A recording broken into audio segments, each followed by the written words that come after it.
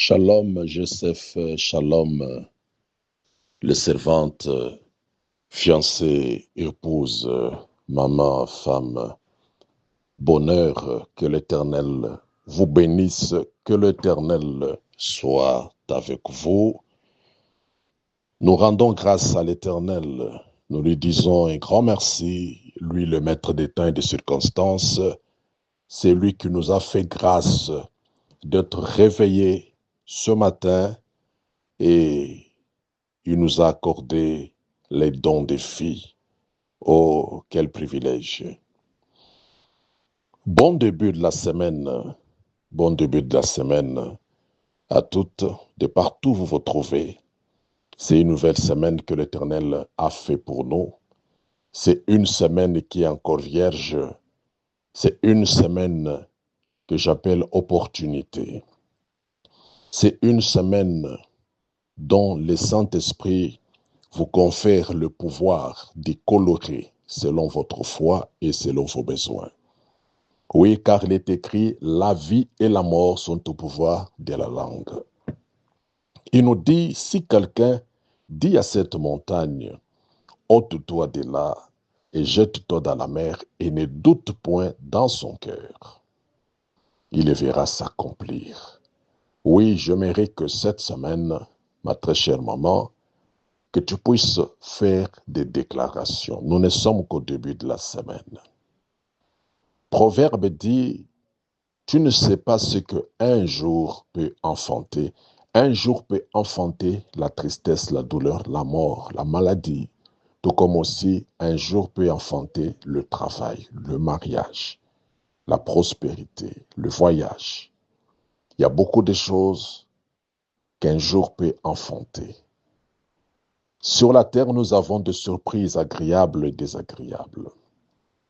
Le projet de bonheur, le projet de paix, c'est ça, c'est que Dieu a formé pour vous. Mais sachez aussi que de l'autre côté, l'ennemi Satan a formé le projet de malheur. C'est pourquoi prenez toutes les armes de Dieu. Et premièrement, la parole qui est dans ta bouche, dans ton cœur.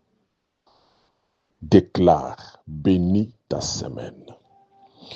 Nous allons lire dans 1 Samuel 1, 9 à 10. Nous allons lire. Il est écrit, Anne se leva après qu'on l'eut mangé et but à Silo. Le sacrificateur Élie était assis sur un siège près de l'un des poteaux du temple de l'Éternel. Et l'amertume dans l'âme, elle pria l'Éternel et versa de pleurs. L'amertume dans l'âme. Bien-aimés dans le Seigneur, nous connaissons tous la douleur de cette femme appelée Anne, qui était stérile. Nous connaissons tous lorsqu'une femme est stérile, ce qui se passe autour d'elle, dans son foyer, dans les quartiers, dans son entourage, dans sa belle famille. Anne, victime de la honte, victime de l'humiliation. Anne ne s'était pas découragée. Anne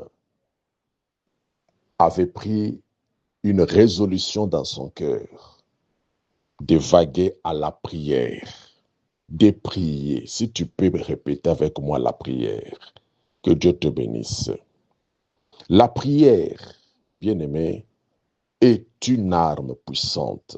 La prière est une arme efficace. Celui qui prie a le pouvoir. Celui qui prie a l'autorité. Celui qui prie a le contrôle. C'est pourquoi Anne, ayant compris ces choses, a vagué à la prière durant toute la période sombre, durant toute la période de l'humiliation. N'attends pas de prier lorsque les choses vont bien, lorsque les choses vont bien aller, lorsqu'il y aura l'exaucement. Non. Mais prie, lorsque tu traverses le vallée de Baca, lorsque tu traverses les temps difficiles, lorsque tu traverses des moments forts, apprends à prier. On nous dit que, et l'amertume dans l'âme, elle pria l'Éternel et versa de pleurs. Devant les hommes, ma très chère maman, relève la tête. Devant les hommes, ne t'inquiète pas, ne te plains pas, ne te soucie pas. N'aie pas la tête baissée. Éloigne la tristesse de ton visage. Devant les hommes, aie toujours la tête haute, le visage relevé. Mais lorsque tu seras dans la présence du Très-Haut, lorsque tu seras dans sa sainte présence, une seule chose, tu peux pleurer, tu peux verser des larmes, car il est fidèle. Il écoute les prières, il exauce les prières. Tu n'arrives plus à prier parce que tu es abattu, tu es découragé, tu as autant de problèmes, la maladie t'a affaibli. Tu sombres dans un sommeil spirituel.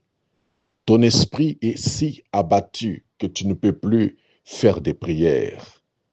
Mais cette semaine, que ce soit une semaine de relèvement de prières pour toi, que ce soit une semaine du relèvement de la prière, que le Saint-Esprit puisse réveiller ton esprit dans sa présence. Car il est écrit, l'Éternel réveilla l'esprit de Cyrus, que ton esprit soit réveillé ce matin. Car le diable connaît que lorsque tu perds la vie de prière, il a de l'avantage. Il a de l'avantage sur ta vie, ton foyer, sur tout ce qui t'appartient. Maintenant, nous voulons adresser une prière à l'Éternel. Et je crois que dans sa fidélité, il va nous écouter, il va nous exaucer.